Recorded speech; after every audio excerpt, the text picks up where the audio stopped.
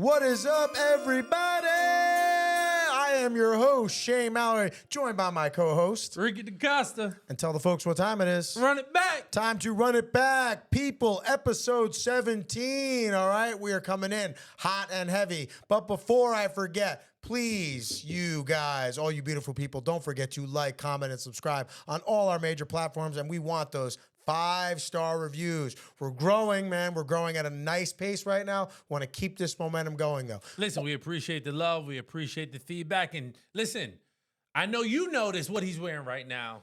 And it's not the week he should have worn What it. am I wearing? Oh, we them boys. Dun, dun. I can't make the song. Don't sing. Don't sing. Right, No dab. No singing. No dab? Right? Dab's popular, man. First of all, what's popular is that you should have wore that shirt last week. Fair. When the Cowboys, boys did their thing. Yes, but I think it's so appropriate that I wear it today. When the Bills handle their business, now you want to show up in a Cowboy shirt? Yeah, I mean, listen, what's the old phrase? Like a day late, a dollar short, or whatever. Better late than never, right? I wore my Cowboy shirt, so I'm here supporting, the Cowboys' effort. They're for real, or so we thought. But I don't want to, jump ahead. We'll get to them. Let's start off. Because them fans are going to be in the comments. Oh, I know they are. I know that. All I right. want them to. I welcome it. I welcome it. I relish the opportunity to have back and forth with them. But let's talk about an absolutely insane game last night. We got Philadelphia versus Seattle. Seattle pulls it out with the backup. Drew Lock dropping the dime to DK Metcalf late, seals the game for them. Why don't you give me your thoughts on the game and kind of the implications that game kind of sets up? Well, listen, let's first acknowledge, right? Jalen Hurts, he was a little under the weather or whatever the case is, right? But like A.J. Brown said, no excuses, right? Play like a champion. Play like Rule a champion, 76. Man. Rule 76.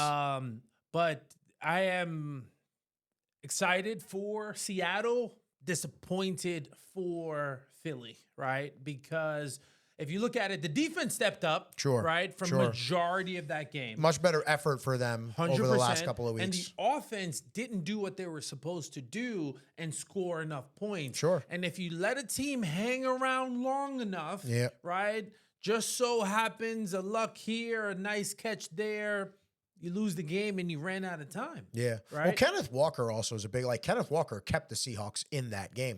I have a little bit of a concern kind of with Philly right now. Their run defense had been so dominant the first half, early portion of the season. And it seems that since that Niners game, it's been somewhat, heck, even the Chiefs ran the ball really well against them. It seems there's been somewhat of a blueprint put out on how to attack them running the football. Well, so one of the problems they've been having all year, right, at all levels is tackling. Right? Yep. And when you get physical with a team, right, all of a sudden and they can't tackle well to begin with, all of a sudden, right, they're a little hesitant, a little late to the ball, right? And nobody wants to get hit or run over, right? Get pancaked, right? That type of thing. Pass rush doesn't look the same either. Pass rush has not been there all year, right? So from year to year, you can't really compare, team to team because you lose. They lost Hargrave, right? And people aren't. Well, they got Carter, so you're thinking, well, that was going to make up for it. He's young though. Young, no veteran presence, right? So when him and Jordan Davis are both young. But Jordan Davis really isn't that pass rusher, right? No, he's there to clog up, stop the run. And he's kind of there to take up responsibilities to let whereas other the guys. linebackers, coming down, filling, hitting, tackling, and so. The Eagles, man, that defense, right, and their tackling is concerning. Jalen Hurts doesn't even look 100%. It was very impressive. He was running a lot. Bad decisions it was nice last to night. see. Yeah. Well, he's leading the league or tied for the league in interceptions, right? So one With of the Josh things Allen? Is that Josh Allen? Him and Josh Allen? I think there's like 3 people tied. Yeah. But the problem was last year when he wanted to get that big contract, right? Yeah. He took care of the ball. Sure. He was very strategic. Now, it's not the same offense. If Not you the pay same coordinator attention- either, sure. Exactly. Yep. If you look at the Indianapolis Colts with Shane Steichen, they're leading the league with run-pass option plays. Oh, wow. Right? Okay. At about 18 to 20% of their total plays are consistently run-pass options, which is something they significantly were better at last year. Sure. This year now, they're towards the bottom of run pass options. And so is it more stress on Jalen to, push the ball downfield? But guess what? He's not utilizing his legs as much. The run game hasn't been consistent. It hasn't. With or without Jalen. That's something I wanted to ask you / kind of comment on. I'm a little bit puzzled by this. They were a heavy power run team last year. This year, it seems like they'll run the ball at times, and then it's like they get very pass happy, especially when you bring in a guy like DeAndre Swift. You think you kind of somewhat upgraded at the position. You have Jalen Hurts back there. Why are they kind of getting so pass happy, with their approach right now? Well, I mean, listen, sometimes you get in love with your stats. Yeah. Right. And last year they had all these touchdowns down the field. But Philly was a team that ran the ball to throw the ball. Sure. Right. This it was year, all setting up the big play action plays down the field. Exactly. This year that hasn't been the case. They've been throwing the ball downfield and they've been absent the run. Sure. Right. And sometimes a great defense, right, loves a great sure. run game, I'll say, yeah. right? Because it keeps them off the pace of play. Pace of play, keeps them off the field, less plays overall. Yep. So you can go at 100% have to defend less. even more, yep. 100%. So I it's think all complementary football. Agreed. So I think that's a lot of what's missing. Obviously, there's some, I won't say friction. There's some concerns in that coaching staff, right? Defensive coordinator just got demoted, right? Is the offensive coordinator going to be looking over his shoulder as well, right? At this point in the season, those type of major changes is concerning, right? And so I am concerned, right? I am. They've had a tough schedule. Let's acknowledge that. They've had 100%. a tough schedule. They've beaten a lot of quality teams. 100%. And they could just be worn out at this point of the season. We talked about it before. Through a season, you're gonna go through a stretch where you fall apart. You don't look like yourselves. Look at the 49ers. Sure. Now they're, in form, right? Heading into the playoffs, gonna, probably win the NFC. But looks that way. Yeah. But Philly, it's concerning. Sure. And now, listen, they've got like the seed, right? Their seed right now is kind of dependent on these last 3 games. Well, so again, right? So if you look at the standings, right, you see Dallas, they're in the second position. Yeah. But if the Eagles win out, they're going to be in second place. Reason being is that the Cowboys played all their divisional games, so that's why they currently own the tiebreaker. Okay. But the Eagles have 2 more games against the Giants. When they complete those games, will determine who has the tiebreakers, from a division standpoint. Because they have the same amount of losses in the conference, right? Because the Eagles they've lost to the 49ers, they lost to the Cowboys once, and now they just lost to the Seahawks. The Cowboys have lost to the Cardinals NFC team. They've lost to the Niners NFC team. They've lost to the Eagles.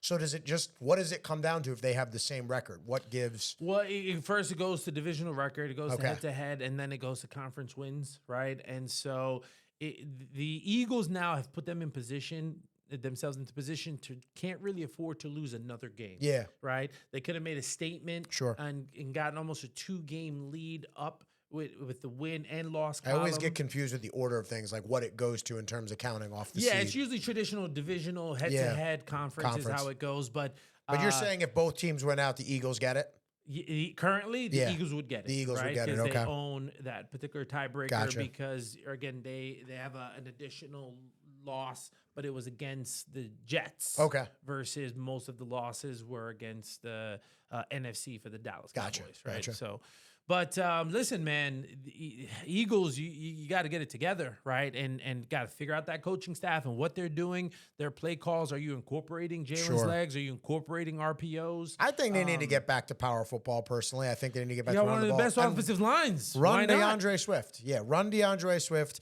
Do what you need to do to win, to win out these remaining games. Their schedule definitely bodes more favorable for them than that of the Cowboys. The Cowboys have 2 very tough games remaining out of the 3.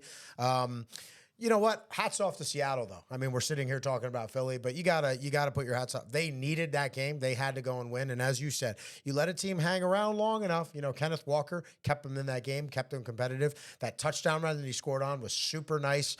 Hats off to Jibwa. Absolutely, right? Man. I mean, he's really emerged over the second half of the season. A heck of a player. Hats off to Drew Lock too. Like stepping in a big spot nice like story, that. Nice spot. That's a cool story for him. And you see him even in the post game press presser. I mean, he's almost coming to tears with that. I mean, is the guy a starter in the league? No, probably not. But I mean, at least that buys him some time, maybe gets him an opportunity, whether it's in Seattle or someone else. Right, I think that's what you can see. He's really matured, right? He's still young, but when he's fairly a veteran in the league, right? Yeah. Like he's been here for almost 5 years now. So that makes a big difference. Yeah, so I mean, listen, we're talking about two Birds teams, obviously, that are struggling, but I know one Bird team that is not struggling at all, and that's your Baltimore Ravens. They went into Jacksonville. They locked it down. They got it done. They look tough right now, man. They just look like a formidable team. And the Jags are making me a little bit nervous right now. I think that loss now drops them to 8-6. I believe them and the Texans now are tied. I don't know where the overall standoff for them is in terms of the seeding. They beat the head-to-head, so they're, okay. So the Jags still kind of control their own destiny. Yes, but Trevor Lawrence has definitely looked questionable these last couple of weeks. I don't know if it's health. I don't know. Some people kind of are. I see a lot of comments on different posts and shows that have been talking about him too as well. They're questioning kind of his desire, his grind, his drive to be that guy in these crucial moments. So I'm not really sure, but I am concerned about the Jags right now because, again, you lose another one, and it doesn't really matter. Now the Texans kind of can outright control their own destiny, especially if Stroud comes back healthy. Listen, there's a lot going on. I think you can't deny Trevor Lawrence's health, right? He came back early, right? So here's one of the unfortunate parts, right, about, just about all sports. You are what you put on tape. Right. 100%. And so by Trevor Lawrence coming back early, right, brave, your team loves you, but if you're only operating at 65, 70%, right, you're not the same guy. Sure. Right. And prior to him getting hurt, they were having some offensive rhythm issues anyway. Sure. Right. It took him forever to get Calvin Ridley involved. Where's ETN? Right? Where's ETN? He didn't show up in that Baltimore game at all.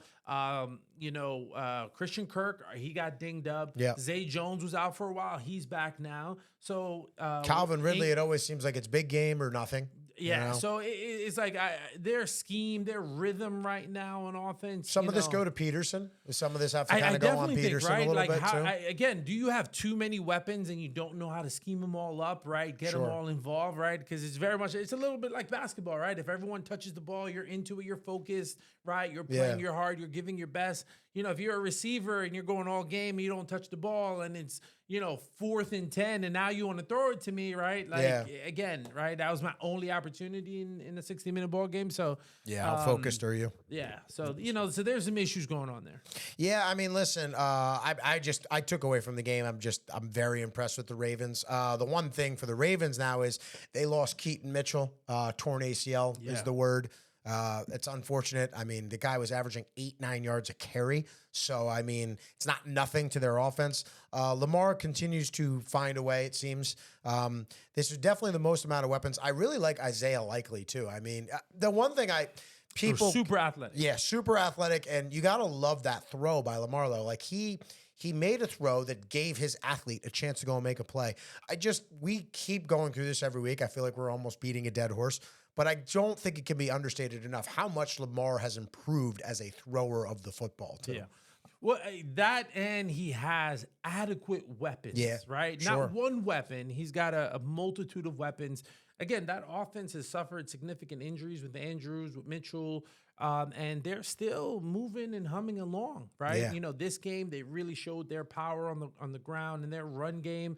Throughout the season, they've really been passing. And so, listen, November and December football determines who you are and how far you're going to go in the playoffs, right? And the Ravens, they're solidifying their run game, right?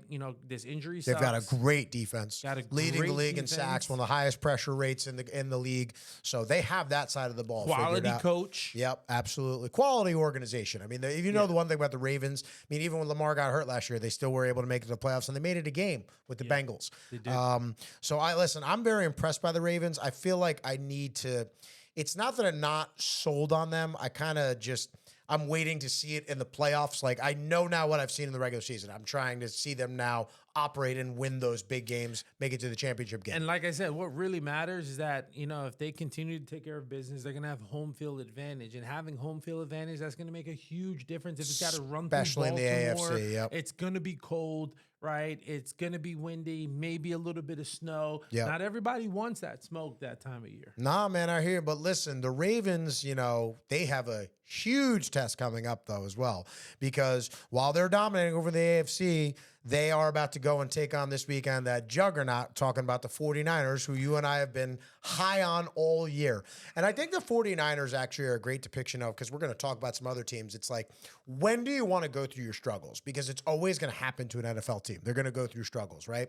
If you're like Philly had kind of just been skating by. Yes, they played a tough schedule, don't get me wrong, but they're winning all those games, but it wears on you. And now they're kind of going through their skid later on in the season. The 49ers had their little 3-game skid. And ever since then, they got to their bye week. Now they just look like a team that's an unstoppable force on a mission. They come out in another game. They dominate the Cardinals. Brock Purdy throws for 4 touchdowns. And what I'm really liking about that team now is everybody's getting involved. It's CMC, it's Debo, it's Ayuk, it's Kittle. I mean, when you can get all those guys involved, absolute nightmare to prepare for as a defense. Compare that to Jacksonville that we were just talking Sure. about. Like, that's what's they missing, have weapons, right? Yeah. And so, but listen, if I'm not mistaken, the 49ers is undefeated with Brock Purdy and their whole lineup starting and finishing the game, right? Yep. And so, listen, from the beginning of the season, I said They had 2 defensive starters 49ers out that game, too.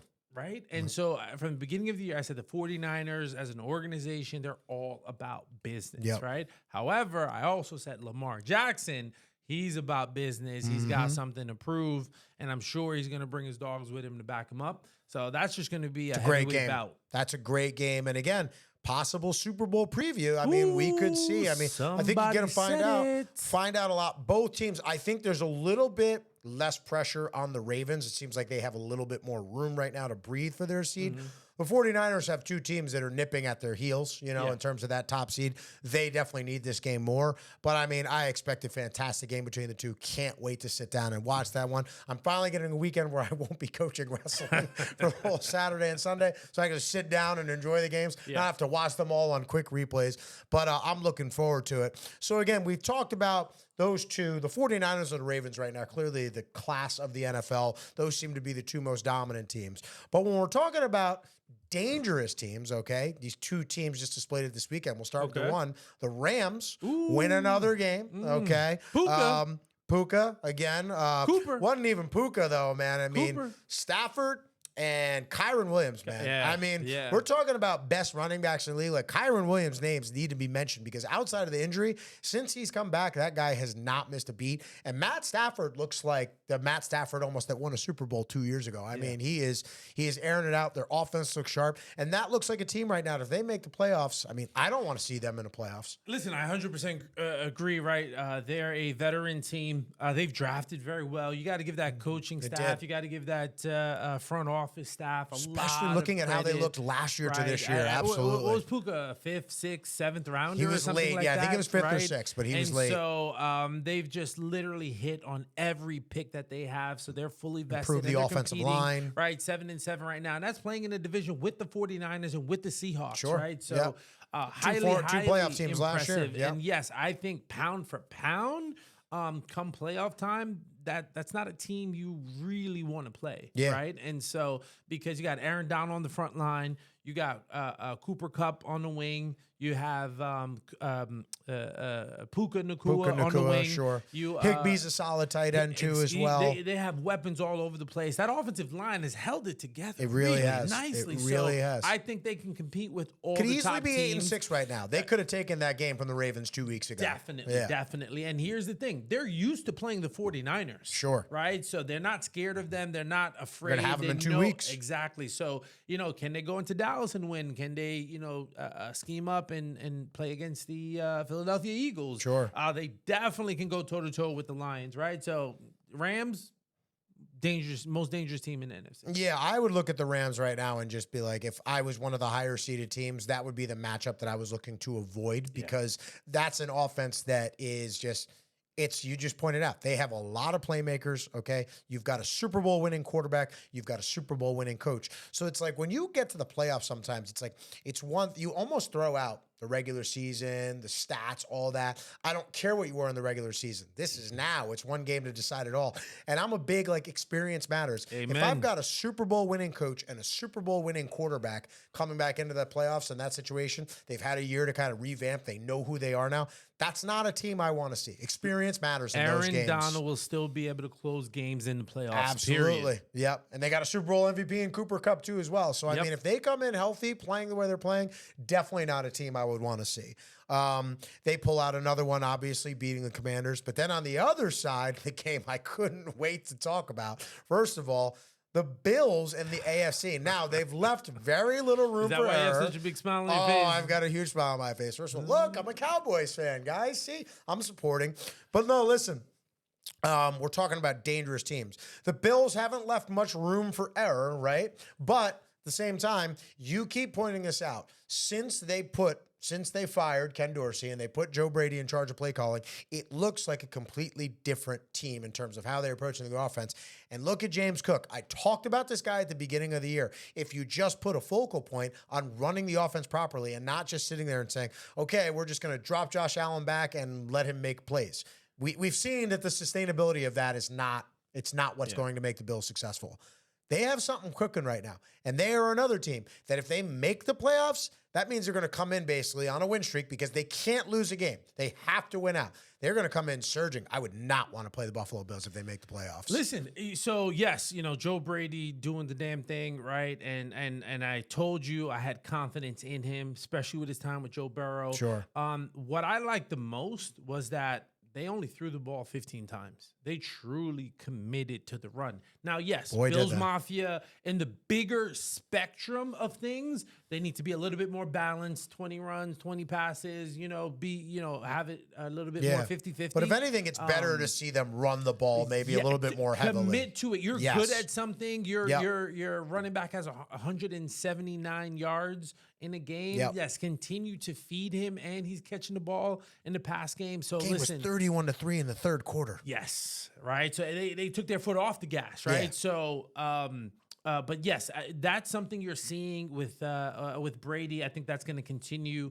And Josh, by running the ball, you're limiting his opportunities to make major mistakes. Sure. Right. And so now when he does become just lightening Superman, the load for him in general. Yep. Keeping him safe, keeping him healthy. Yep. But when it is time to be Superman, he doesn't have to be Superman every play. Sure. But when he is, it's even more impactful because, wow, you got this running game going. Now I got to worry about a 6'5", 250 quarterback, right? That's a nice offensive balance while having Stephon Diggs on the wing. Sure. And big play Dave. Big play Gabe. Big play Gabe, right? yep. So, that's, and then listen, you got a young tight end in Kincaid. Yeah. So, come to form. And get their everyone defense, involved. despite all the injuries, when you balance the offense more, their defense can still come out and they can be physical. Yes, right. Now that defense is older, right? So by running the ball, they're on the field less plays, so they could be more all the time. effective. Balance. Help your defense out. Help your offense out. And again, talking about the other side, I think the reason that we're so impressed with the Bills. Listen, Cowboys, I'm really not going to pile on you. That's part of the reason that the game is so impressive. They went out and they just beat up the Dallas Cowboys, who are arguably they could be one of the top 2 seeds in the NFC. Yeah. For the Bills to go out and do that. Now, I will say this with Dallas. This is kind of what I alluded to in the beginning of the year. There is this tendency with Dallas to where when they get on these runs, everyone's like, oh, this team is different. This team is different. But then they go and they play a game like this, and then it's just hard for me to sit there and go, can I really take you seriously as a Super Bowl contender when you go out and listen, it's one thing if you go and lose that game in Buffalo, but it's a competitive game. It was on the road. It was tough. Maybe you were due for a loss, and Buffalo is desperate.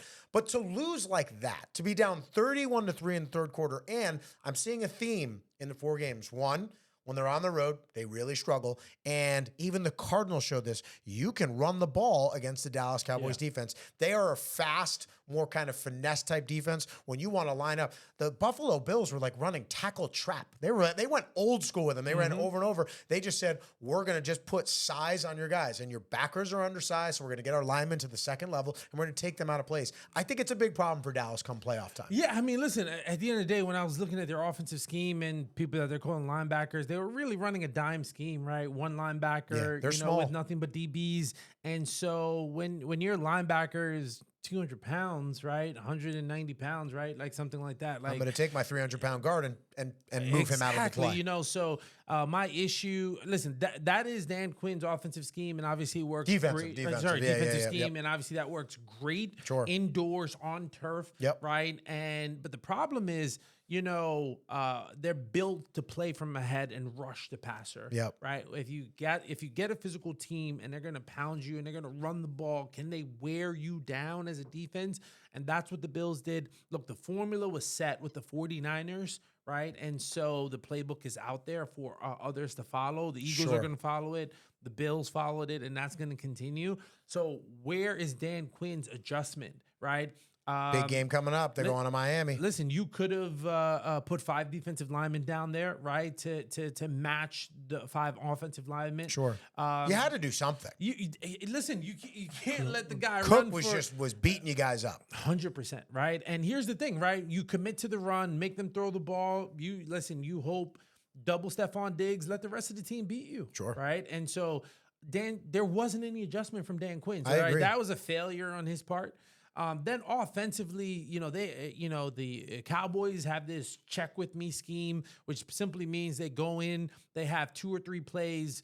Dak Prescott goes and decides based on what he sees the defense in that's a specific play that he calls. But the problem with that is when you're on the road, crowd noise, right? Those things hard to get in all greatly. The communication things. Sure. Versus you pick a play, you run the play fails.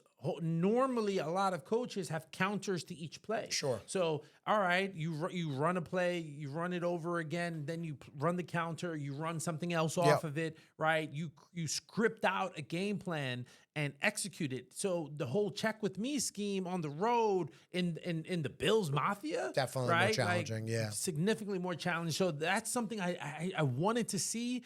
Right, simplify the game. Don't put all that pressure on Dak on the road. Now the receivers got to hear. Listen, if you call the play, the receiver's running a 9 ball. He knows what he's running. There's no questions. Sure. The other receiver's running a 7 route. It's clear. It's obvious. Right. You don't have to worry. Is this a run? Is this a pass? And so I think those are the adjustments the Cowboys have to make.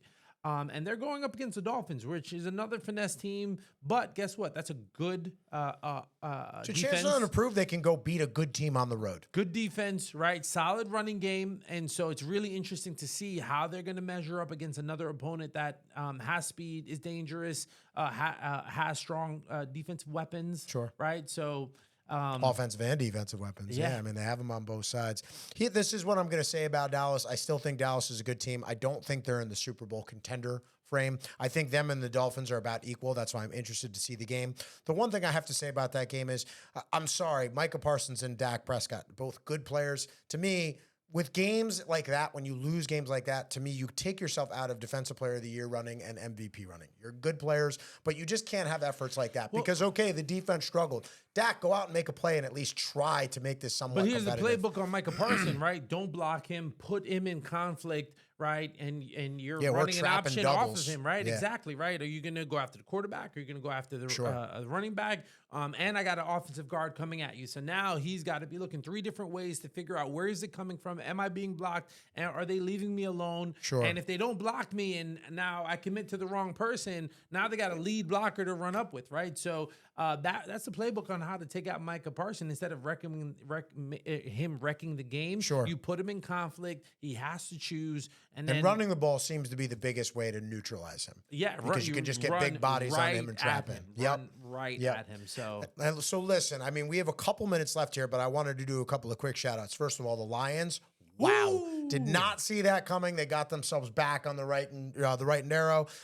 Sam Laporta is no joke. That guy could quickly right now be becoming the best tight end in football. Hey, Travis Kelce has something to say about that. He might, but all I'm just saying, I'm just going by right now. Oh my God, Sam Laporta is just Jared Goff going and balling out, 5 TDs. I keep messing up this name. I said before. It's Gibbs. I'm just going to say Gibbs, okay? I'm going to say Gibbs. I said this to you guys. Yes, Jahmyr Gibbs.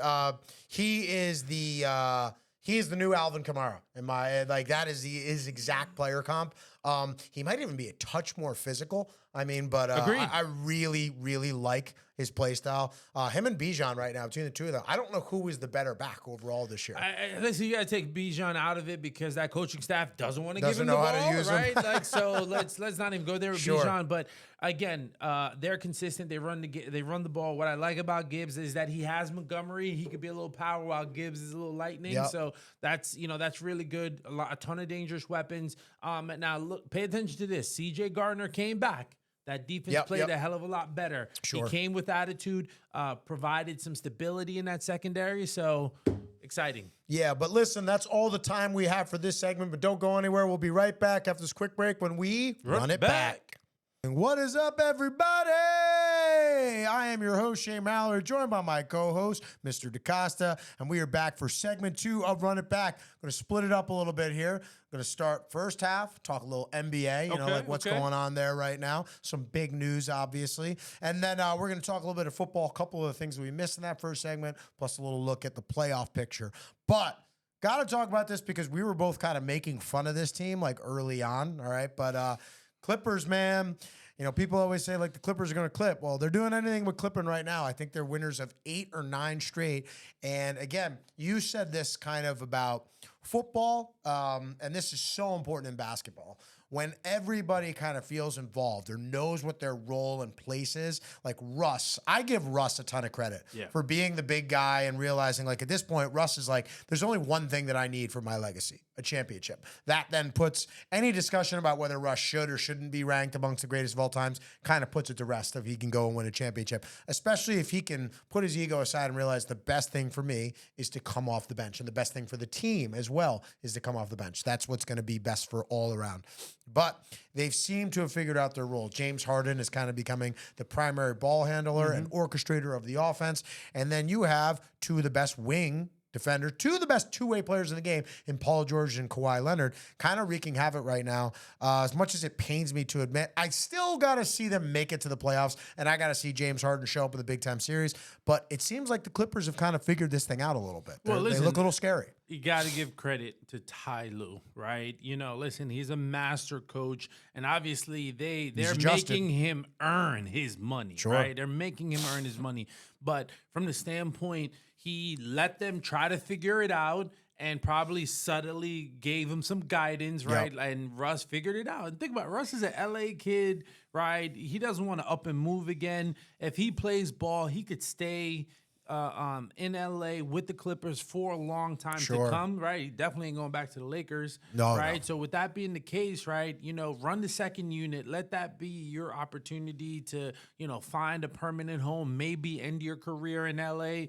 Obviously James Harden, more of an ego. He's got to have the ball.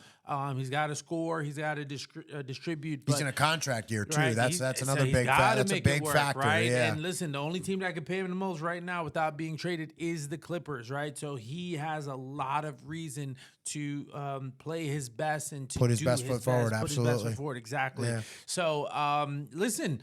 If the Eagles are not involved, right, they could be a super scary team, and I think we're just seeing some of that now. Sure. And they're starting to gel, and it's interesting. That's a lot of weapons on one team. Yeah, a lot of weapons on one team. It is. The only thing I think I probably question about them is when it comes to the playoffs, the front court matters to me. I think that if I think his first name is Ivica Zubac, the center. If he is your best frontline player, I do wonder if that's something that's good enough to get you to the Western Conference Finals. I think you might need a little bit more depth there. But Plumlee is another guy who's coming back in. He's seeming to somewhat accept his role. And then Reggie Theus, too, as well, is also good. It's just, are these the type of guys that can run your front line come playoff time when you got to go against the Jokic's and the ADs of the world? Well, okay, so let's think about Although that for a second. They've matched up really well with the Lakers. Right. So, but think about this, right? So you got Kawhi. He can shut down whatever best, right, 1, 2, 3 you got on the floor, right? Then so you can have PG can guard somebody too as well, right? So now all of a sudden, if you got a big man, even if it's Jokic, he's got to dominate, Sure. right? He's got to score, put up a lot of points. And if you It's funny, eliminate his Zubac ability, actually plays him pretty tough well, too, right? yeah. So if you could eliminate the assists, right, now all of a sudden you got a chance. So if he's got to score 50 a game for them to win and be successful because you're shutting down a Jamal Murray, right?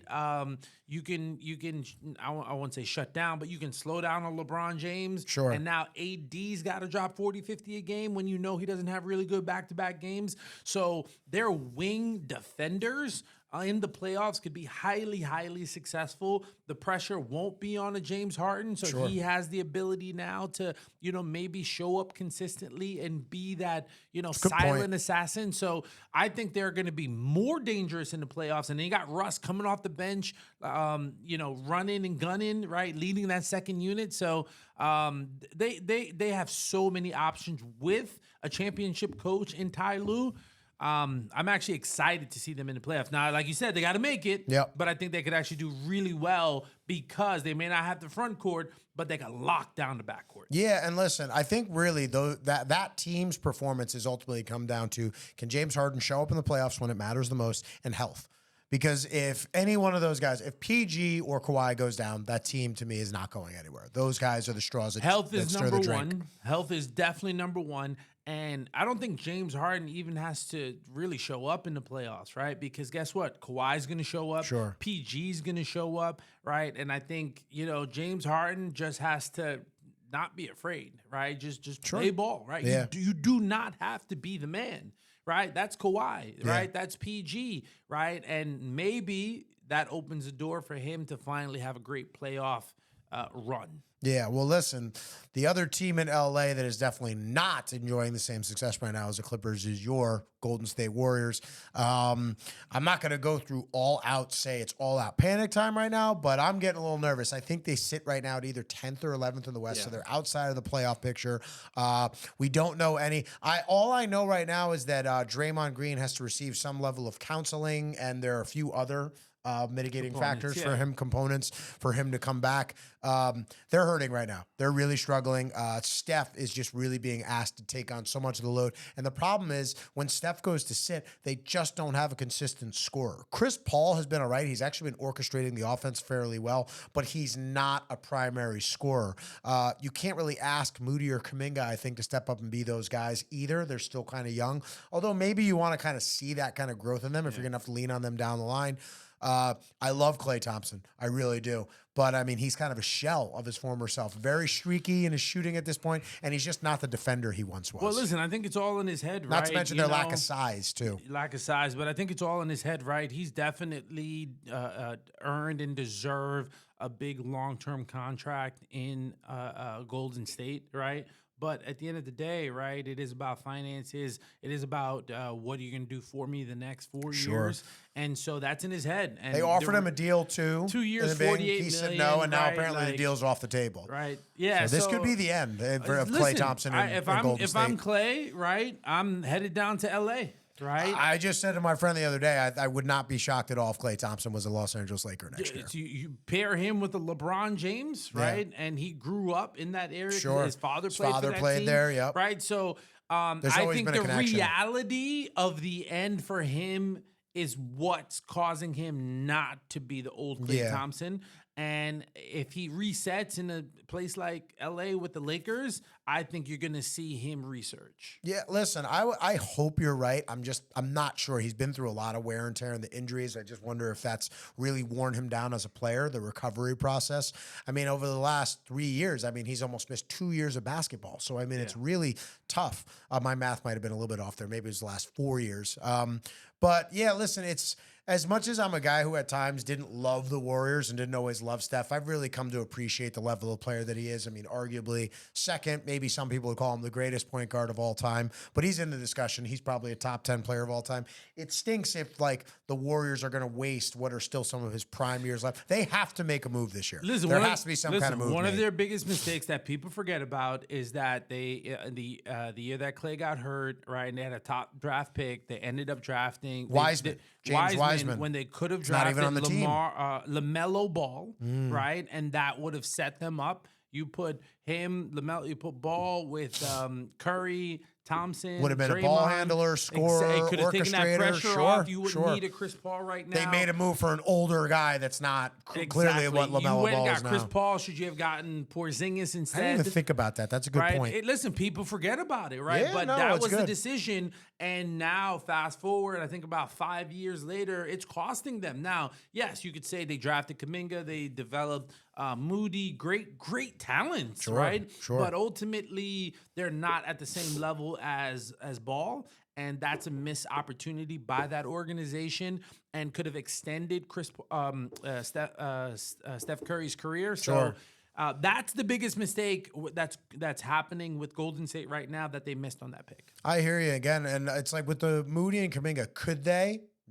Could they be those guys? Sure. But I feel like they've wasted a lot of time not putting those guys in more high leverage situations in the previous years to now trust them if you get into those situations. Yeah, look at the Jordan Poole, right? Yep. At the end of the day, they should have got rid of him or Wiggins at their peak. Now you pay him and trade him, right? But that's also, you could have gotten some draft capital. Sure. Maybe you could have gotten some, veteran experience, but younger. And that's the second mistake they made, right? And then you got rid of Poole for nothing. Wiggins is disinterested right now in basketball, right? He got his championship, he got his money. Yeah, there's so obviously other things going on with him. Last year he had some family issues, so his head also isn't in it. So, again, you got to blow some of it up, right? Yeah. I think you can keep Clay, but you got to get rid of Wiggins. Yeah. You can't keep both. They're going to have to figure out something this year because it's not looking well for them right now. They very well could not. If they stay as currently constructed, they are not making the playoffs. But I tell you, a team who's not going to have that problem, my boys, I've been talking about them, the OKC Thunder, boy. And let me tell you something. They beat the Nuggets last night. And guess who was locking up and giving my boy Jamal Murray hell? Say his name. Say his name. You know it. Lou Dort, baby. Lou Dort.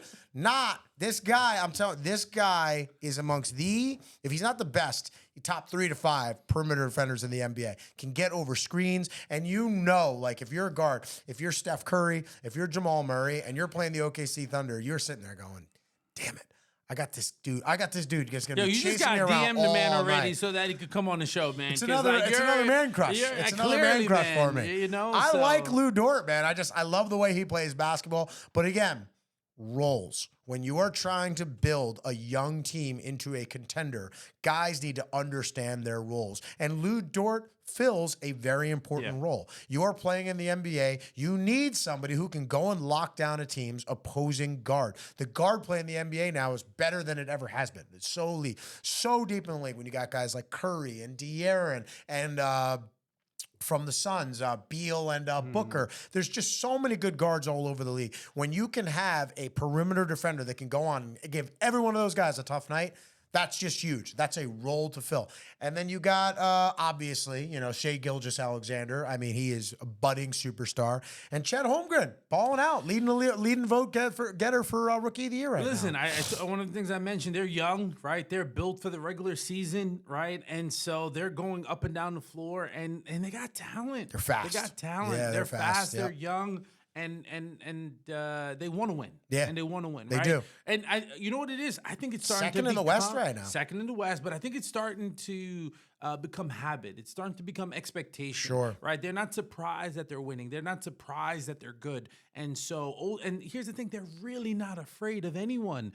The Warriors were that juggernaut, right? But they have a lot going on right now. They do. The Lakers, they're a little older, right? Yep. They're more of a defensive team. Yep. Right? And they're so game to game with how their effort. So, yep. Very much so. So I think seize the opportunity to have a run like the Kings did last year. I agree. Right? And make a ton of noise. So I think that's the formula and recipe that they're, modeling right now. Yeah. And have a great Kings are regular playing well season. too. Yeah. Get a top 4 seed, so you get a home playoff game. You get home playoff advantage. Yeah, and sure. I think. Listen, they could really make some noise. Yeah, no, listen, I like OKC. Again, you know me though. I think they're gonna make it to the playoffs. What they do there, that's the whole other, that's the whole other part of it. The team that I'm kind of just the best way I could describe it is like come see, come son right now is the Suns. I mean, they haven't really been healthy. Beal just gets back. Now he rolls his ankle pretty bad again. Looks like he's going to miss an extended amount of time.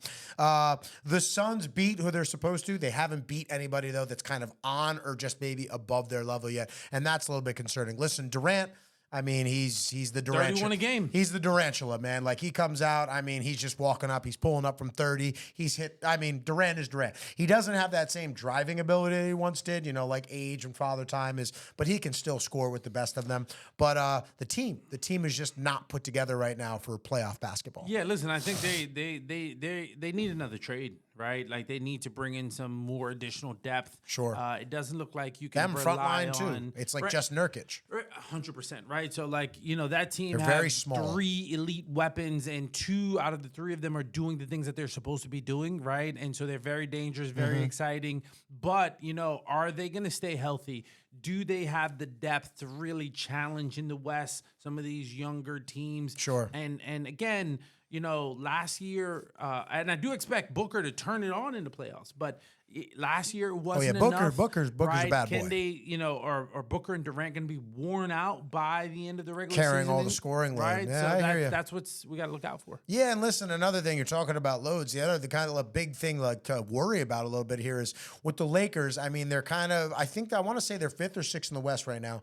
But a big concern for them right now is the whole thing is you're playing a 38, soon to be 39-year-old man at like record-setting minutes. It's just you need him to be able to be fresh come the playoffs. So that concerns me a little bit with the Lakers. One little highlight, though, before we get back into football, is the return of Morant. He comes back tonight. The Grizzlies have really been struggling, so I don't think it could happen at a better time. Here's what I'm going to say about Morant. My personal feelings aside from the things that happened last year, I hope he's gotten himself, you know, like some help. I hope he's gotten himself a little bit more together. Maybe if just nothing else, just having people just kind of there to kind of guide him in terms of like his judgment. Because the guy is a really exciting player to watch. I mean, his driving ability, his ability to get to the rim, very exciting. And the Grizzlies were this young, up-and-coming and promising team. They've really struggled this year. So wishing the best for him and hoping that maybe his return is you know, good for the Grizzlies. Yeah, look, at the end of the day, right, you know, it's a real conundrum, right? Because he's not doing anything to break any laws in the state that he lives in. Sure. However, right, NBA bylaws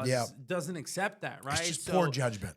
Poor judgment. You have enough money that you can have a security team around yourself, around your family, right? Like, you physically don't have to take care of everything. So listen, the NBA needs him, wants him, and he's got to embrace that and embrace the power that he has to realize that, listen, you're in such a great position. You don't have to take these outrageous steps or prove that you're this tough guy. Everyone is rooting for you. So listen, he's just got to keep it up.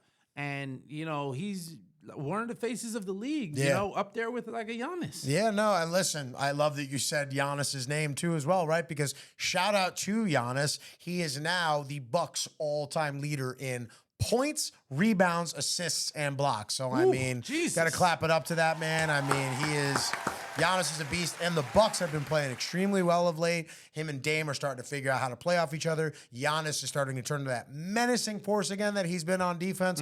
So remember, you were a Celtics guy from the beginning of the year. I like the Bucks. We'll see what happens. Yeah, listen, know? the Celtics but got the to 76ers are mixed in there too as well. I told you they're excited, right? Embiid might be leading the MVP votes right now. Embiid is listen, on top of scoring. He's been a playmaker. He is, man. You can tell he's having fun right there. The Celtics, they got to stay healthy, right? Sure. Porzingis is out right now. Prove they can do it in the playoffs. Exactly, right? So if they can go into the playoffs healthy, watch out. Like the East Celtics, is going to be a bloodbath at the top, man. Definitely. Listen, we might have to go up to Boston to check out a game, man. Yeah, you know what? We got to get, also, fans, make sure, please like, comment, and subscribe. But also, if you want to see us get to like a live game at some point and maybe try to do an in-live report, interview some fans on the street, you know? Like, say, let us know what game you guys want to say. Yeah, anything but the Dallas Cowboys, because I won't shell out my money for that. But any other game, I'm in. But listen, football. We missed a couple of topics off the top of the segment. We're just so busy talking about some of those games. Want to quickly shout out, man, my Super Bowl pick was the Bengals and the Niners originally. Joe Burrow goes down, I'm kind of like, I got to jump off that. Now, I'm not sitting here saying. Oh, you're back on the bandwagon? No. You're back I'm not going to sit here and say that the Bengals with Jake Browning are going to go to the Super Bowl. But who would have seen this coming out of this young man? He is playing some great football. And the Bengals just in general, the emergence of Chase Brown, a dual back threat. And this has got to be said. He's been in and out of the lineup this year. But now that he's back in, T. Higgins, yep. That dude. Pay that man. That dude is a monster. That man. Did you see? Do not take a home count discount. No, go get your money. The Giants will give you that money. Could use a receiver, man. Come over. You look great in blue. Did you see him in Jefferson? The Chiefs might give him that money too. They might, man. I mean, there's teams going to be shopping for sure. Did you see him in Jefferson after the game? Jefferson walked up and, yo, man, you different for that, man. You different. I was like, when Justin Jefferson, I'm sorry. Justin Jefferson is coming up and you saying you different like that, take note. It's just funny because we always talk about Jamar Chase, and obviously, 7-Eleven. He's always open. You want to go get a Slurpee, whatnot, you get whatever you want from 7-Eleven. T. Higgins is a bad boy. But listen, so Chase is, Burrow's boy, right? So sure. he overfeeds him a little bit. And when he needs a first down, right, he looks at a T. Higgins and whatnot. But Jake Browning, he's just slinging the rock. Who's running a little man, bit too, man. Right? So T. Higgins is getting a lot of love. Chase is a little nicked up right now. So T. Higgins is the man.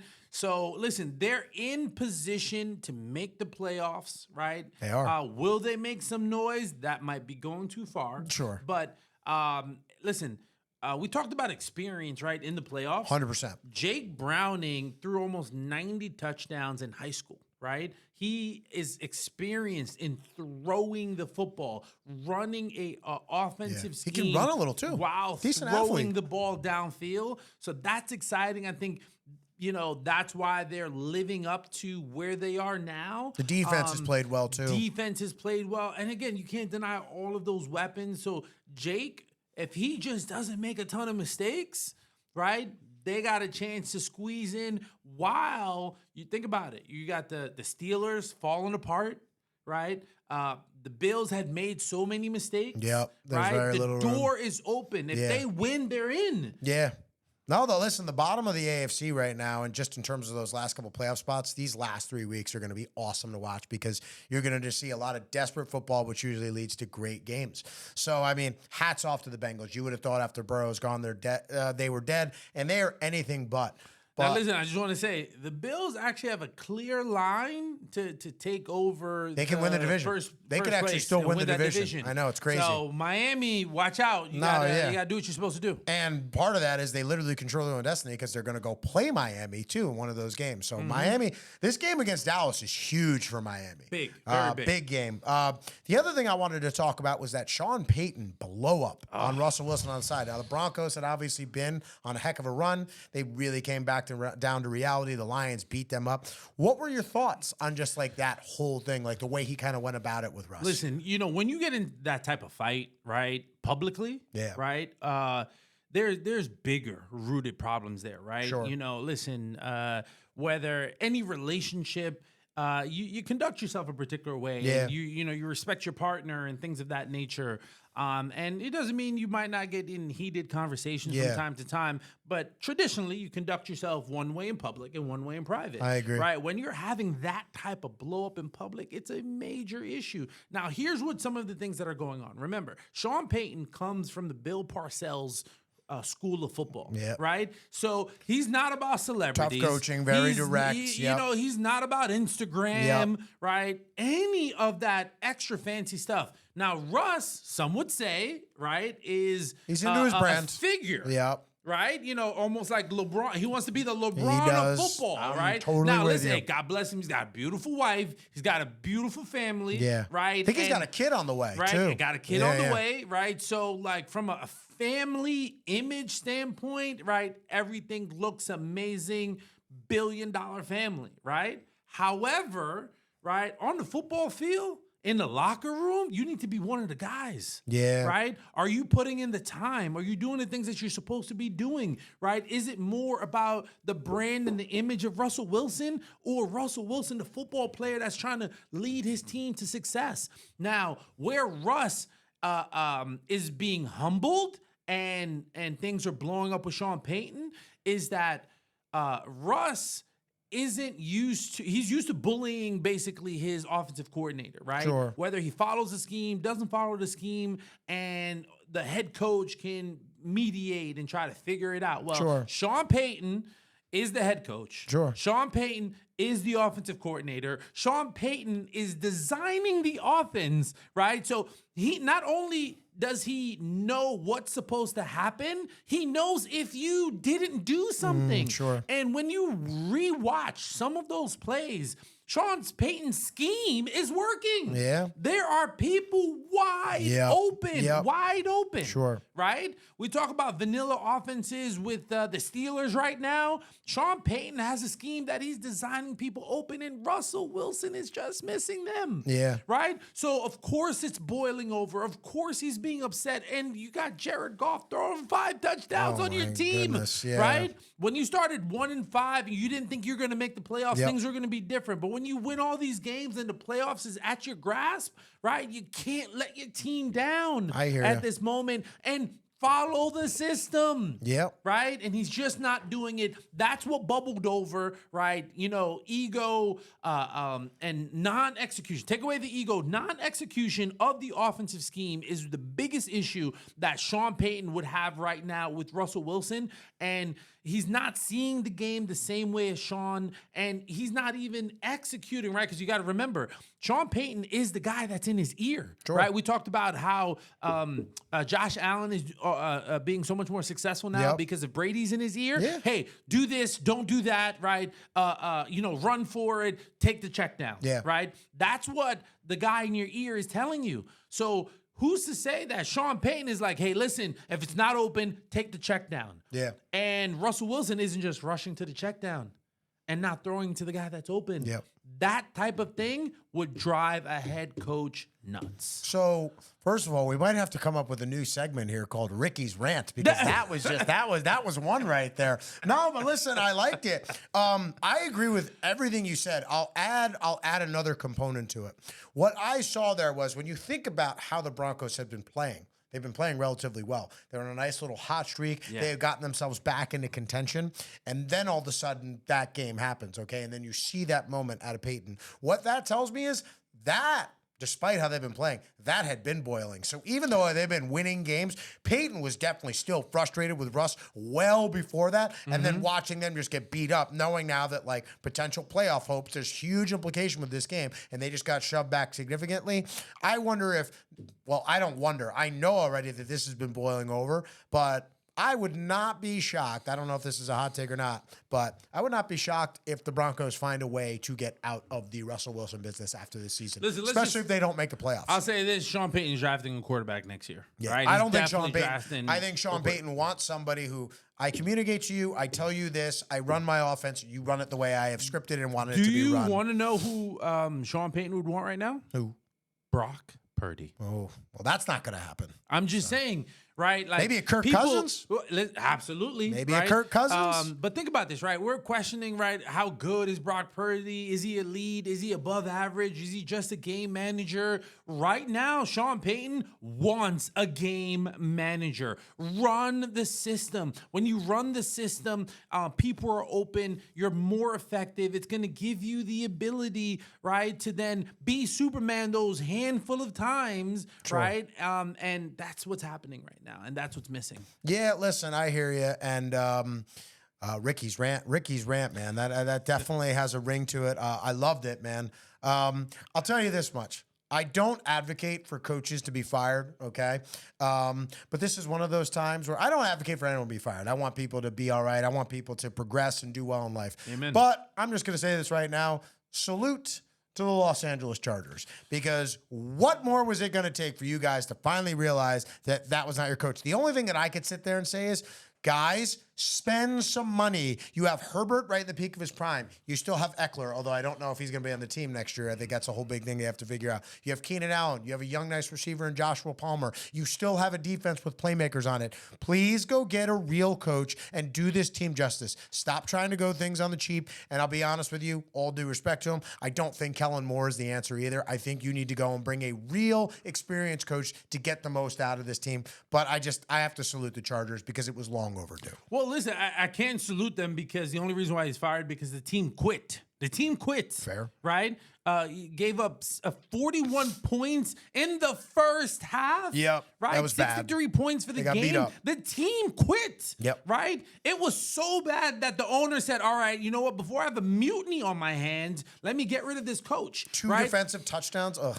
And here's the thing, right? Fine. If you're a defensive guy, right, a defensive head coach, the one thing that needs to be good on the team is the defense. Sure. Right? You're so smarter than anything everyone but. else. You want to go for it on fourth down every single time and call it analytics. Terrible coach. You had one good season under Sean McVay and you capitalized. Good for you. You got your bag. You got paid, but you're not a leader of men. I agree. Right? And the Chargers, there's many rumors right now that it's set up for Bill Belichick to go there. So look out for that. But listen, get Bill or go get Harbaugh and do the damn thing. Hey, listen, that's all the time we have for segment number 2, but we'll be right back with the final segment when we Run it back. What is up, everybody? I am your host, Shane Mallory, joined again, of course, with my co-host, Mr. DaCosta, and this is the final segment. Yep, it's segment 3 of Run It Back.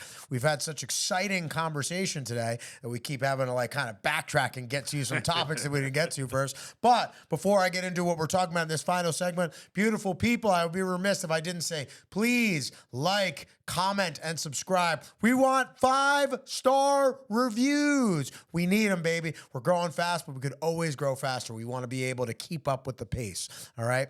But we are going to talk right now about this playoff picture. We got 3 weeks left in the NFL season. Things are really winding down. The picture is starting to come into form. So I'm going to talk about this, see where things stand right now. And, obviously these games coming up, there's huge implication. You know what the best thing about this is? These final 3 weeks right now, it's setting up to where all the games, not only are they going to matter, but they're going to there could be a gigantic pendulum swing in terms of who the division winners and who's going to be in or out. Listen, at the end of the day, it's win and in. Yeah. Right? And it's going to start off this Thursday, Rams and Saints, Oof. right? Winner of that game Big is game. in, basically, Big right? game. And eliminates the other. But, when you start to break down the playoff picture, we can start with the AFC. Sure. Right? You got Baltimore Baltimore at leading. number 1, Yep. right? 11-3. Sure.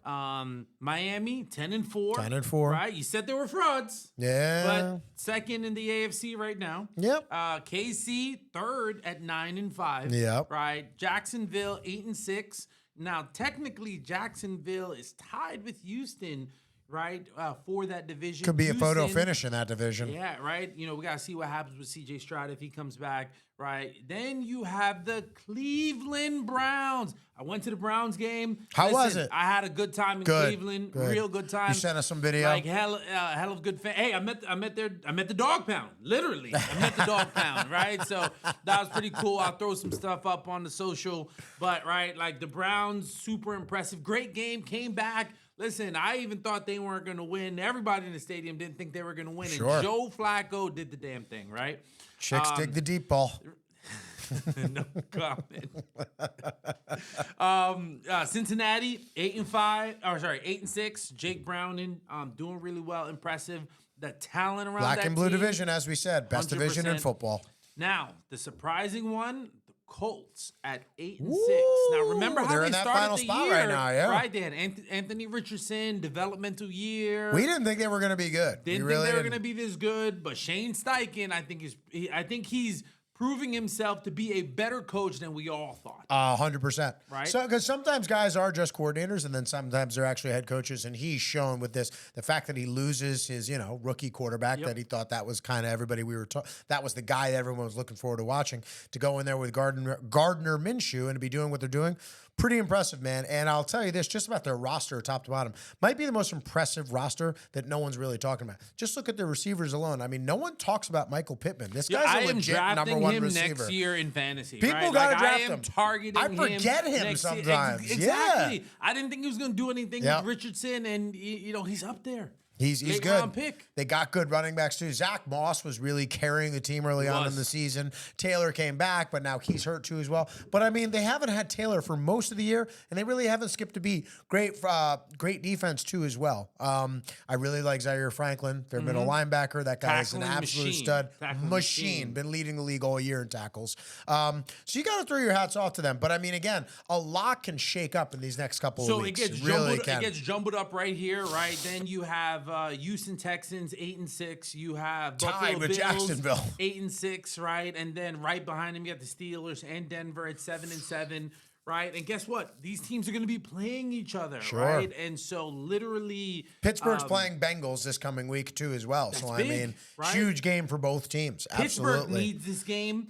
Bengals can solidify themselves. Yeah, Pittsburgh loses. Right, I think they're done. Yeah, they're pretty much done. They're done, right? No, without a doubt. And Mike Tomlin, his winning record season year after year might be in jeopardy. It could be in jeopardy. Take down this game. Rumor is that he could possibly be gone too. That is outrageous. Which is crazy. That is outrageous. Which is crazy. Listen, fire the fan base before you fire him, right? When you have a coach that's been that good for that long, and he has one average, I won't even say bad.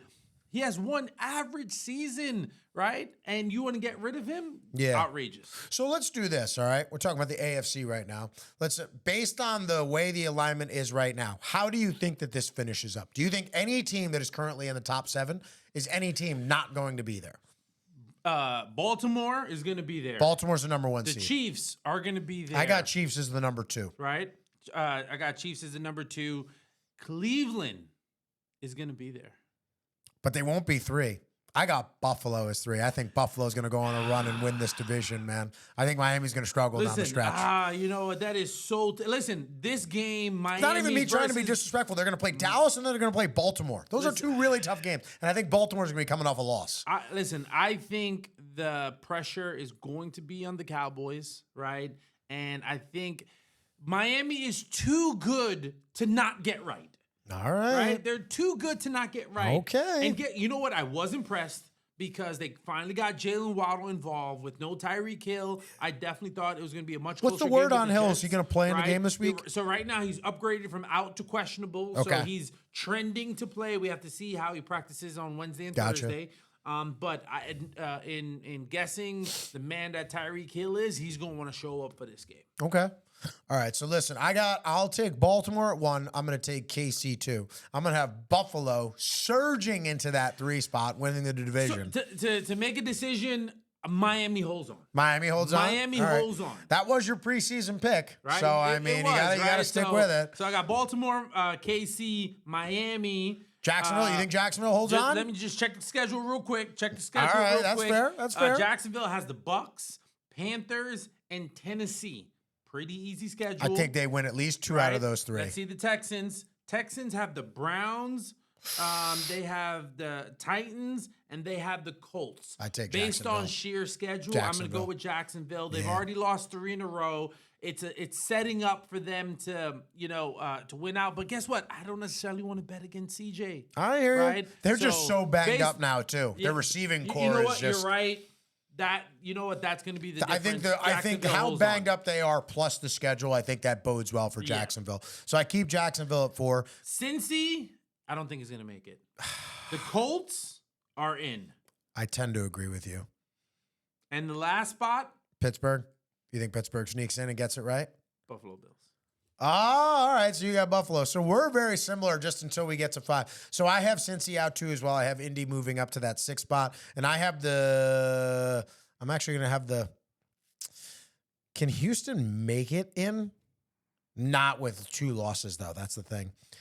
Oh, no. I would just go Miami. Okay. Miami would just be moving down for me. That's all. Okay. I just have Buffalo taking the division. I think Miami's just got a really tough stretch to finish the season. And I think Buffalo just seems like a surging team on a mission right now. They have found their identity with Mr. Brady. So let's flip it then to NFC. The NFC. All right. So we look at the NFC right now. 49ers 11-3. Right? I have them taking the 1 seed. I agree. I have them taking the Definitely 1 seed. Then right now the 2 seed 10-4 is the Cowboys. Right? Yep. Now, because of tiebreakers, right, the Eagles are at 5, but the Eagles have not played all of their divisional games yet. Sure. So that's one of the biggest differences. If the Eagles win out, right, they'll take over the number 2 seed. Detroit 10-4 at the 3rd spot. And they'll have more conference Tampa wins. Bay That'll be Buccaneers. Yep. 7-7 in the 4th slot, leading that division. Minnesota and the Rams, okay, are at 6-7. But guess what? 6, 7, 8, and 9 are all tied at 7-7. I know it's going to right? be it's going to be an awesome Minnesota, finish. You have Rams, you have the Seattle Seahawks, and now you have the Saints. So how do you see things shaking out? Well, so do me this favor too, really quick, if you would. Can you look up Philly and Dallas's remaining schedule really quick? Because that's going to Philly has the Giants twice. It goes Giants, Cardinals, Giants. 3 wins. Okay. And all NFC. And then Cowboys schedule go Dolphins in Miami, Lions in Dallas, and then it goes Commanders. Oh, wow. So that's going to be interesting. I got to see how this whole thing breaks out. All right, I see what you're saying. Because they're going to play the Giants, they could have, and they're going to end up having one more win in the division. Okay. So, oh no, they play the Commanders one more time. So it's going to be interesting to see how this is. So the way I see things shaking out is I'll take San Francisco at the 1 seed. Okay. At the 2 seed, I like Philly to win out on their remaining schedule. I like them taking that 2 seed, even if it just is by tiebreaker. That then by default essentially makes Detroit the 3 seed, simply because I think they're going to win their division too as well. Tampa's figured something out. I think Tampa is the best team in that division. I think Tampa ends up winning that division. The most experience. They have the most combination of playmakers, and I just think a quarterback in that division. Baker is probably the one that I trust the most out of all those quarterbacks. So that puts them at 4. At 5, that's going to be Dallas. For me, at 6, I'm going to go the LA Rams. And at 7, I'm going to go the Seattle Seahawks. I think the Seahawks had a big win against Philly the other night. I think they kind of found some momentum, and I think they can close out the schedule. As great as Minnesota has been this year in their story, I think obviously them running into the Lions this week is already kind of putting them a little bit behind the 8 ball. 2 more times. Yeah, and I think that's going to be tough because the Lions are still playing for something. They want to have as high a seed as possible. I don't think it's a great matchup for the Vikings. So, yeah, I have the Vikings, unfortunately, bowing out. I have the Rams and the Seahawks taking those final 2 spots. Okay. So you have 3 NFC West teams potentially. Yeah, listen, so I agree with just about everything you said. I think it goes 49ers. I think it goes Eagles, okay? Because, like I said, I think Miami's going to win that game. Sure. All right? And so okay. Detroit in the 3rd slot. I think Tampa Bay holds on in the 4th slot. Then you have Dallas in the 5th slot. You have the Rams in the 6th spot, okay? Now, the 7th spot, let me just take a quick look at the schedule. And listen, I think the Saints are actually going to sneak in there, right? Okay. The Seahawks have a good schedule. I think they have momentum on their side, but they have to go to the Tennessee Titans in Tennessee this week, right? They have to play the Steelers, and then they have to play the Cardinals. And the Cardinals are still trying to win because Kyler Murray doesn't want to bring a quarterback to compete with, right? So Sure. I think they're just going to stumble, right? They're going to fall short. And even though those division games are always tricky. The Saints, I think, just are going to play lesser opponents. Okay. And so I think they accidentally sneak in. All right, so the only difference then was Seattle and New Orleans. I had Seattle, you have New Orleans. Okay. Seattle's the better team. I don't think they want to see them, but Sure. I think based on scheduling, Saints sneak in. Yeah, listen, I mean, it's good reasoning. You know what the best thing is, though, is we get to watch all these impactful. The NFL, I got to clap it up to them. They did a great job with scheduling this year. Like, it's so hard because you don't know how a game is going to break down, right? Or how a schedule is going to break down come the end of the season. Yeah. And it just seems like we have a bunch of big-time games to close out the end of the season with playoff implications. What more could you ask for in those types 100%. Of situations? Especially when you add that extra week. Sometimes those games are doing a really good job. So, I mean, listen, it's great. So, I can't wait to see how this season winds down and how the playoff picture shapes up. And we'll have a lot more to talk about next week. It'll be, so this is week 15 in the NFL, right? 16. Oh, week 16. All right, there's Week 18 16. total weeks right Yep. now. Okay, because I always forget about the buys. All right, well, listen, I mean, Man, listen. we got some picks, man. Yeah, well, before picks, gotta go start of the week. Gotta go start of the week. So listen, I won't leave up too much anticipation. Jared Goff.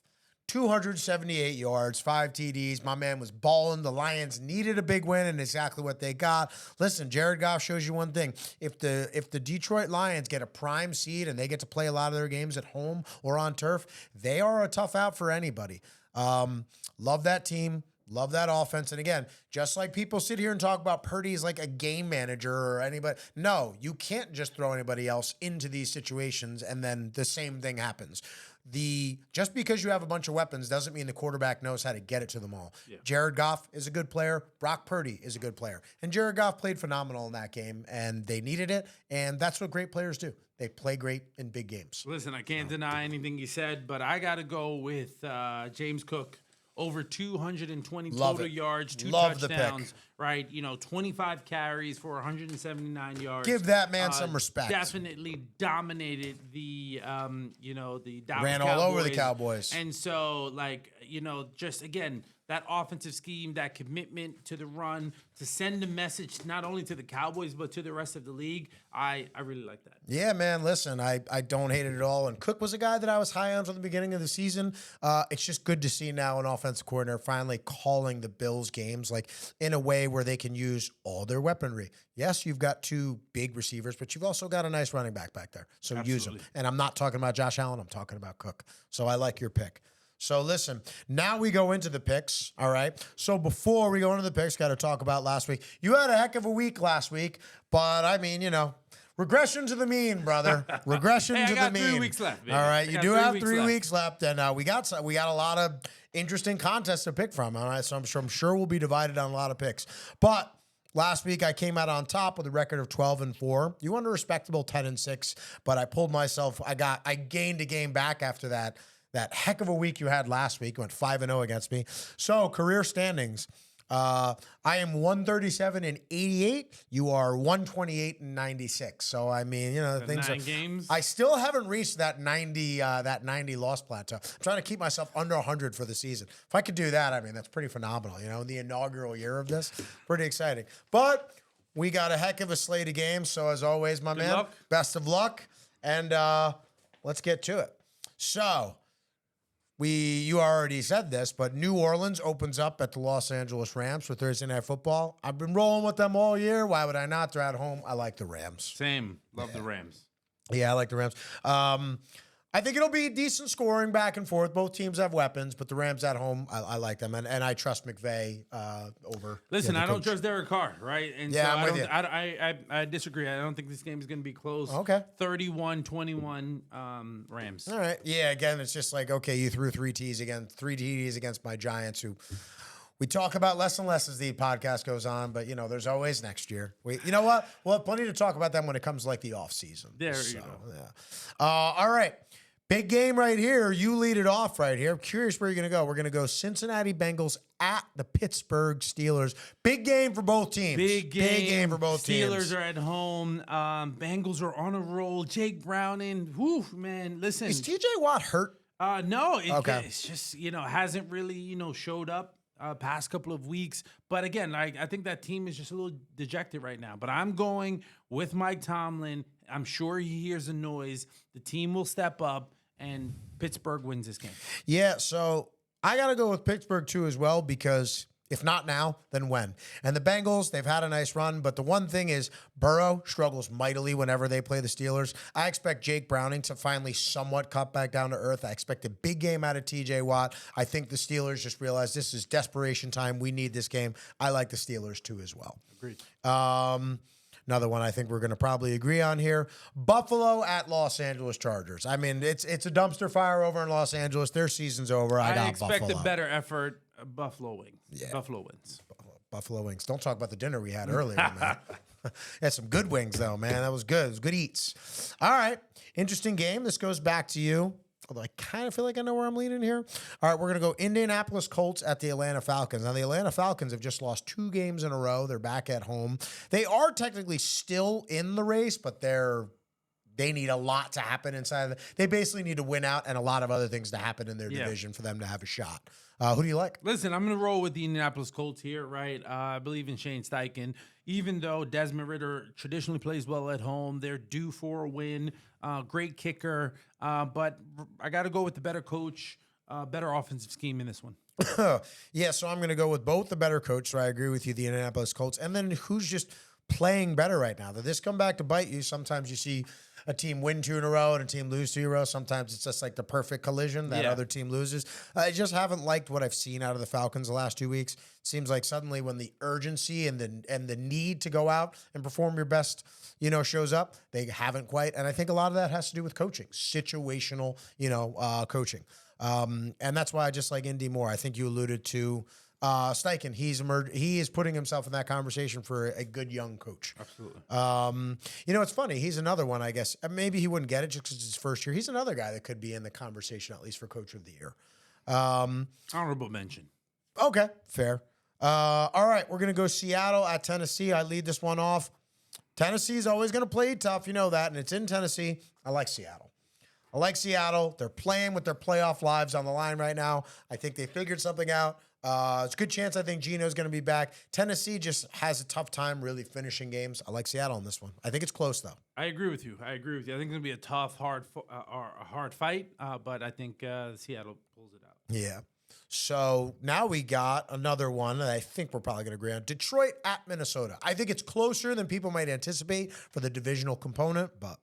Listen, I told you I like that C.J. Gardner is back, right? I think they have a lot of offensive weapons. Sure. Now it's going to be Minnesota plays in the dome, right? Yeah. So I think it Comfortable for the sets up Lions. nicely for the Lions, and I think the Lions pull it out here. I'm with you. All right, so I like the Lions too as well. Again, wouldn't be shocked if the Minnesota gives them a fight. Divisional teams always know each other pretty well, but I just think Detroit has too much talent. All right, so this one goes back to me. Wow, this is. I wish this wasn't me. Washington Commanders at the New York Jets. I mean, jeez. This is one of those games. Can I phone a friend here? Shawnee in production. Do we know if Zach Wilson is starting this game? Who's starting at quarterback for the Jets? Is it going to be Wilson? I think we all hope it's not Wilson. I mean, it's just, I don't know what to expect anymore with Zach Wilson when he plays. Because it's like, out of nowhere, you'll get like the 300-yard, 2-touchdown, no interception I think the game. hope of making the playoffs is out the window, right? So I think I think it's Trevor Siemian. It's Trevor Siemian. Oh, man. All right. You know what? It's hard to pick either team because neither has really. I'll go with the Commanders. I'll go with the Commanders simply because I just I don't know what to expect from the Jets when they keep flip-flopping quarterbacks each week. I just think it's hard to get any offensive continuity that way. They have a good weapon in a receiver, but it's just when you're changing quarterbacks each week, it's hard for him to get, a groove or rhythm with a quarterback. So I'll take the Commanders. I'm going to go with the Jets. All right. I'm going to go with the Jets. I think, they're going to play hard. The coaching staff is going to have them ready. And I think, the players don't believe in Ron Rivera anymore. So I'm going to go with the Jets here, home team. All right. Fair. Kick this one back to you. We're going to go Green Bay at Carolina. I'm going to go with Green Bay, right? Carolina came off of their second win that you called, right? And I did. I think the Packers, if I'm not mistaken, they recently just lost 2 games in a row. They did. And so they need a win. Any shot to stay in it, yeah, definitely, they need a win. And I think, Jordan Love will step up here. And even though that's a good Carolina Panthers defense, right? Yeah. But I think Green Bay takes this win. Aaron Jones is back. Yeah, I'm with you. Aaron Jones actually looked pretty solid this last week. Yeah, Jordan Love, a little bit of an up and down season, but I mean, when he plays well, I mean, he shows you, he can make those off-platform throws. He can scramble a little bit. Carolina, just again, there's a reason that they only have 2 wins. I like Green Bay as well. All right, Cleveland at Houston. Now, I gotta go with Cleveland for the simple fact that even though it's in Houston, man, Houston is so banged up. Got to find out if Stroud is playing for sure. That's number one. Even if he does, that is a tough defense to go up against. I get they're at home, but he doesn't have his prerequisite of weapons. I mean, Tank Dell's out. I don't think Nico Collins is going to be playing either. I know what's his name is going to be back. Noah Brown, Noah I think his name is. But Pierce has kind of struggled this year. I think this is a close one, but I like Cleveland in this game. I'm going to go with the Texans here, right? Home team. I think it's going to be a tough, hard fight. And I think somehow, some way, the Texans pull it out. All righty. This one goes to you. Jacksonville at Tampa Bay. This is an interesting game just because Tampa seems to have figured something out the last couple of weeks. Jacksonville struggling. Is it a case of, does the struggling team finally get off the schneid, or does the hot team continue its streak? Listen, it's hard to lose 4 games in a row. I'm going to go with Jacksonville here, even though, right, 2 Florida teams, I'm sure they don't like each other, but I'm going to go with Jacksonville in a get-right game. All right. I like Jacksonville, too, because if you want to keep your hold on the division, you kind of need this game. Tampa's playing well, but I just think when in doubt, I'm going to trust the AFC team when it's 2 teams that are relatively close, because I just think the AFC is slightly tougher. But I expect a good game. Jacksonville doesn't have to travel far either, for this one, because it's in Tampa Bay. They're in the same state, so not too bad for them. Arizona at Chicago. Chicago's defense has been playing good. I got to tell you, though, man, it's just like Fields. Man, he really struggled. This is a tough. You know what? I think I'm going to go Arizona here. I'm going to go Arizona. While Chicago's defense has played really well, I think it's just really going to come down to like quarterback play for me, and I just trust Kyler Murray, I think, a little bit more in a game like this than I do Fields. Listen, it's hard to argue with that, but I saw that Bears defense up front live, and I'm going to go with them. I think they're going to be ready to play. Warm weather team going to a cold weather city in December. I think the Chicago Bears pull it out. All right. Big game here. Big game. 4:25 on Fox. Dallas at Miami. I feel like I already know where you're going here. It's on me? It's on you. It's on me. Ooh, what to do? I mean, I'm wearing the shirt, so I kind of have to go a certain direction here. But listen, we've had the question all year long: are the Miami Dolphins fraud?